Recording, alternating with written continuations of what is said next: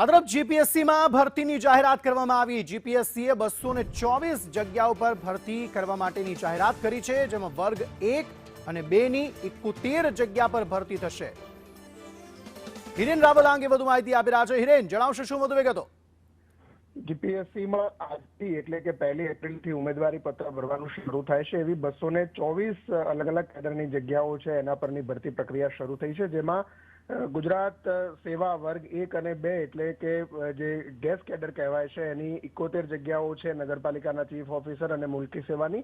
આ ઉપરાંત કાર્યપાલક ઇજનેર પાણી પુરવઠા, કાર્યપાલક ઇજનેર માર્ગ અને મકાન, નાયબ કાર્યપાલક ઇજનેર પશુ ચિકિત્સા અધિકારી, મદદનીશ વન સંરક્ષણ અને હિસાબી અધિકારી એમ કરીને કુલ 224 જગ્યાઓ વર્ગ 1 અને 2 ની અલગ અલગ કેડરની છે, એની ભરતી પ્રક્રિયા શરૂ કરવામાં આવી છે। આજથી ઉમેદવારી પત્ર ઓનલાઈન બપોરે 1 વાગ્યાથી ભરી શકાશે।